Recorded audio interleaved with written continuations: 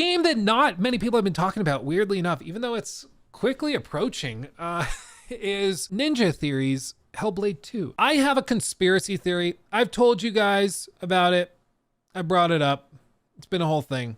But I figured we could do an actual segment just so I could explain myself clearly and concisely to everybody so that there is little doubt, just so everybody knows where I'm at with it. I want to be clear. This is a conspiracy theory.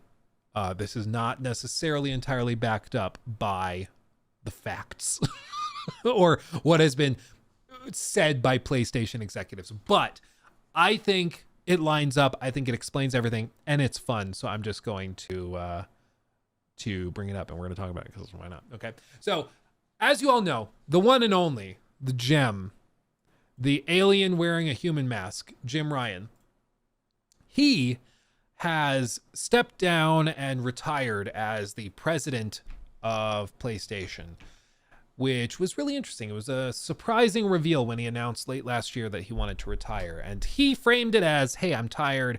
I don't like traveling. I've had to go back and forth between Japan and London, like literal actual different sides of the planet, flying between them. He's like, I'm just exhausted and I want to spend more time with my family. I'm good. So he wanted to move on. And that's an explanation that a lot of people were like, okay, it's a little out of left field, but okay, I can respect it. But for me, immediately, you know me, you know the skeptic boy, some red flags started flying. The reason the red flag starts flying is because it's extremely rare for any executive to leave a company in the middle of the product life cycle. The only time you typically see that is when something's going really wrong and the upper brass wants to shake things up because they're not happy with how you've been doing things. It's why almost always PlayStation, Nintendo, Xbox, they have executives that handle the PS4 generation, and then the PS4 generation is over, they bring in somebody new for the PS5 generation, and then they move in for PS6 generation, they'll bring in somebody else. This is just kind of how they do things. They let one guy run the ship, and then they bring in some fresh blood and they do something different, but they let them run the ship as long as things are going well.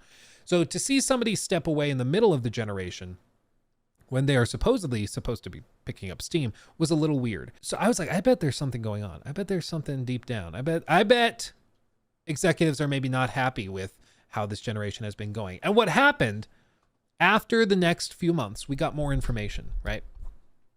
We saw not just financial information leak as a part of those Insomniac leaks, revealing the budgets of games like Spider-Man 2, revealing the costs of some of those partnerships with like Disney and Marvel. We also saw information drop from analysts and financial reports about their margins, how much money they're actually spending to develop games, how much money they're making from those games.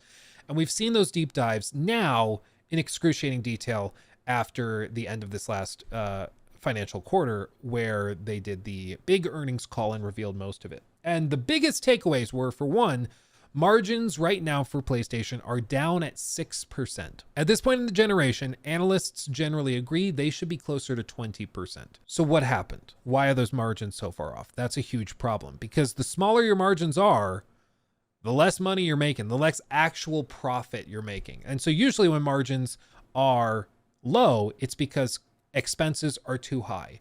You're bringing in money, but you're spending too much. And what do we know for a fact that Jim Ryan was behind? We know that Jim Ryan, the man, the myth, the legend, is responsible for greenlighting PlayStation's initiative to get into the live service space. Jim Ryan's whole strategy for this whole generation has been to go and take, I'm going to go crayon on this one. If we look at like PS4 spending versus PS5, okay? What Jim Ryan wanted to do is, if you take this budget for the PS4 and we copy it over, okay? So this is how much money they spent in the PS4 generation developing God of War 2018, Spider-Man on PS4, The Last of Us Part 2. These are like, this is the budget that encompasses all of that. Each game is a chunk of it, but all told, it adds up to that much. What Jim Ryan wanted to do is he wanted to take that budget and continue it, so still enable those studios to make the games they want to make, The Last of Us Part 3 or God of War Ragnarok, whatever. But he wanted to expand it. And he wanted to take this and effectively double it to create a budget for live service. So he greenlit 12 live service games and backed them up. And he's like, so we're going to basically double the spending on game development, but the extra money is not going into more single player games or bigger single player games. It's all going into live service stuff, all going into multiplayer stuff that we can potentially milk and make money on. And that strategy doesn't necessarily, raise red flags immediately. That's not necessarily a problem or a bad idea, but it sets the stage. Because what inevitably happens is that you greenlight projects that have a lot less potential than others. So the best example of a game that's just baffling how it was greenlit would be Fair Games. How anybody thought that this trailer would be well received is just beyond me. This trailer seems to encompass and embody everything wrong with modern live service design. Not only does it have that Ubisoft stank to it, where it's like trying to be really hip and cool, but it's also built around the premise of like, yeah, we're basically Robin Hood. We're stealing from the rich and giving to the poor. So they're breaking into a billionaire's house and vault, and they're going to steal the money. Meanwhile, they're charging up and like shooting and fighting and killing. Like, I guess maybe they're non-lethals, but like shooting and taking out other poor people, I guess, that are trying to rob them too. I'm like, I don't know. It's just weird. It's weird. The whole thing is just odd, and no part of it looks interesting, and you can see that in the like to dislike ratio, which is pretty aggressive. Thanks to all our players, but unfortunately we're ending support 1 year later vibes to it. Exactly. So he greenlit these games, and this is a game that's had well over $100 million spent on it at this point. So he's greenlit all of those. And the thing is, remember what I said where expenses are usually out of whack when your margins drop? What I think happened is that he greenlit all of these live service games with the hope that, yeah, maybe 3 or 4 of them are going to flop, but then we'll get one hit. For every Fair Games, we're going to have a Helldivers 2. That's what we're going to have. And we're going to have The Last of Us Online. We're going to have Spider-Man, whatever they called it, the multiplayer Spider-Man game. We're going to have all of these games coming together in Marathon. We're going to print money that way. It's going to be awesome. But that's built on a very shaky assumption, which is that one hit in the live service space can pay for 3 to 4 flops and then make profit on top of that. And it just doesn't seem to be a very viable or sustainable business model. It's to hope that maybe you can strike gold, or that if you throw this fistful of spaghetti at the wall, you're hoping beyond hope that one of those strands will stick. That's a dangerous way to play. And it seems like that was the entire premise of Jim Ryan's tenure at PlayStation, is that he wanted to greenlight these massive multiplayer projects and live service projects, hoping that they make money to pay for the games that aren't successful, but that will justify spending twice as much on game development. But there were a couple of problems. For one, he assigned these live service games to some live service studios, but he signed others to single player studios. He said, okay, well, we're going to give Naughty Dog some more money to hire more people, but they now need to make The Last of Us Online. You guys need to put that together while you're working on your other stuff. Easy peasy, right? Turns out it's not that easy. You can't just take a single player studio and turn them into a live service multiplayer studio. It just doesn't work that way. They're different.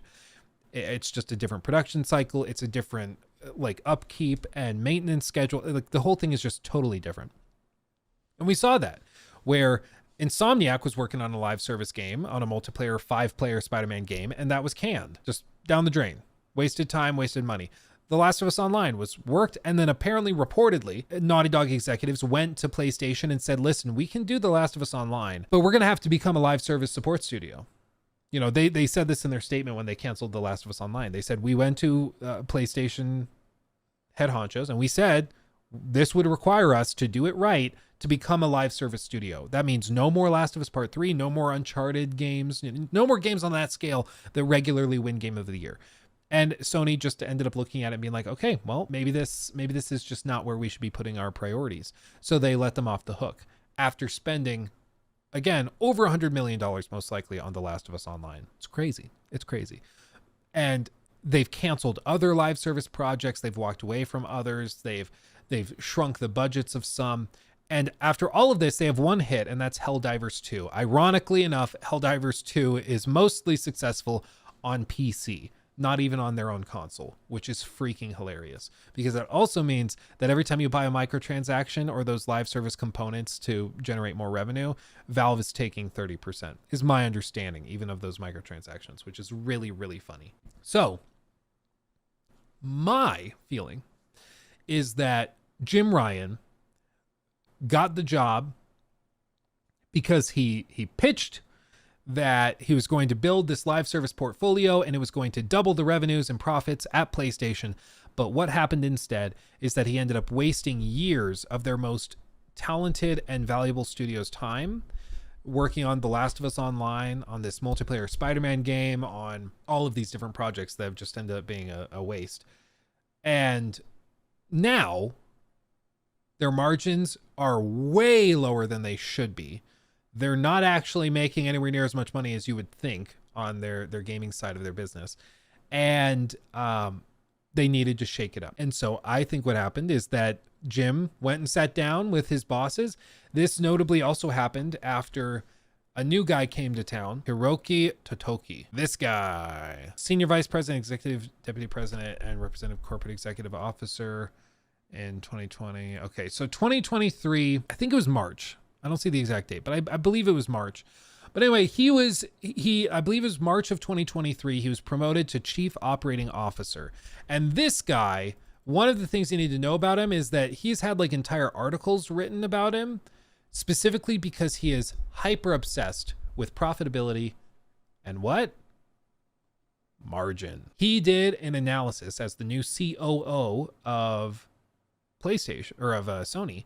He went and did an evaluation with his team of PlayStation, their biggest business.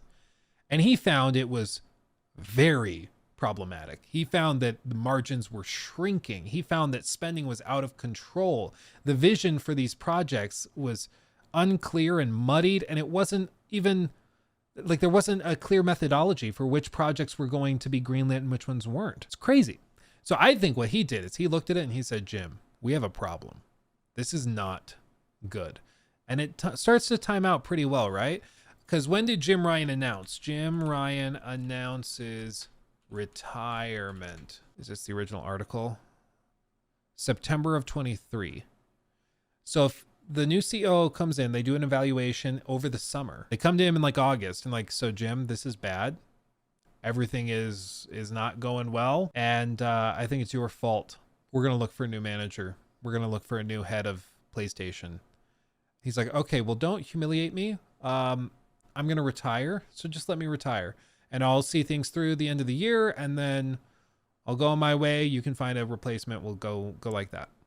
And they said, okay. So I think this guy came in, evaluated it, was like, the hell is wrong with you? Why are you wasting hundreds of millions of dollars on games that go nowhere? And he said, I'm sorry. I'm going to quit. So he retires. This guy takes over as the interim head of PlayStation.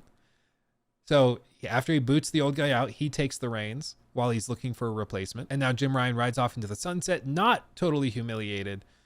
And meanwhile, PlayStation can try to figure out a way to salvage the mess that he created effectively. And so to be clear, this is a speculative thing. Okay, this is not confirmed or anything, but I think it lines up. The timelines line up very, very nicely and neatly. And it is the case that a lot of corporate executives tend to get the sort of, it's okay treatment where they're allowed to just ride off into the sunset. Even somebody like Bobby Kotick, who should not have gotten a gentlemanly send-off after they sell Activision Blizzard to Xbox. He just, or Microsoft technically, he just, kind of scampers off. He just kind of disappears, and it's not a big deal. Even though it should have been, he just drifts off. So, yeah, now this all tracks, I think, onto something like, yeah, I think, I mean, what do you do with this information? I don't think you do much of anything other than concluding that I think the guy that's taking over is not happy with their doubling down of live service games and wasting so much money on projects that went nowhere. I think he's livid that they spent 4 years and basically no huge titles out except for God of War Ragnarok and then Spider-Man 2. And technically for Horizon Forbidden West, but that was technically in development before that. But with all of this, I think this was a gamble on live service that didn't go anywhere and ended up being a big waste. They've now canceled a third of the projects. More of them are going to come out and are not going to generate any sort of profit or revenue. And I think they're going to refocus, and you're going to see, hopefully, PlayStation get back into the groove and get back into the rhythm of their single player games and let those take over the business once more. Because this whole generation has been so weird, where it feels like we are not getting the same visionary greenlighting of projects like with Sean Layden, where he greenlit all of these amazing games that ended up just exploding and becoming super successful, and new IP and all this. It seems like with Jim Ryan, we've just treaded water and had live service games and remakes and remasters. It's like Disney, but in the gaming space, and that's why it's super frustrating. Venom Gaming, also, thank you for the 20 pounds. Very generous. The gaming space is crazy right now. The gaming crash of the 80s I wasn't around for, but from everything I've read, it seems to be happening again, but through live service dog water. Indie games being the saving grace. And the saving grace for all of this, I think, is that in the 80s, there was no way. The reason it crashed was because there was no way of validating quality. You didn't know if you bought a game for what is in today's money like $120 for a AAA game. Back then, it was very expensive. In today's money, you'd be spending $120 on the game, and you wouldn't even know if that game was going to be good, because there weren't reviews. There weren't YouTubers or streamers. You couldn't look up to see what the Metacritic was. That didn't exist. You could maybe ask the person behind the counter, what do you think of this game? But that was it. There was no actual like definitive place to go to for this. So it was really, really hard to evaluate quality. And that's why you ended up with games of such inconsistent quality that went from really good to total garbage, but they all cost the same. Now something similar is happening, but the difference is that people are not wasting their money up front. And with the internet, these companies get blasted much more. And so I think it's not going to be a gaming crash. I think you're going to, if you think of driving a car, the business is the car, the industry is the car. In the 80s, it was a full-on crash into a tree, and then they had to get towed out and then figure it out by Nintendo, and Nintendo takes over the wheel and everything's fine for a while. And then Xbox, PlayStation take over in the 2000s and things start to get figured out. What I think we're doing now is, if the industry is driving, this represents a series of like really bad potholes that freak you out. And you're like, did we pop a tire? Are we going to have to stop? This is bad, right? But everything is okay. It just rattled everyone. And, maybe if Ubisoft or PlayStation or whoever these companies are, if they represent like the tires, maybe they do get popped, maybe they do freak out. And Embracer Group is maybe a great example of one that a tire that popped, but we'll be able to throw a new one on and keep going. I don't think it's going to be a full-on crash again. He took my thing.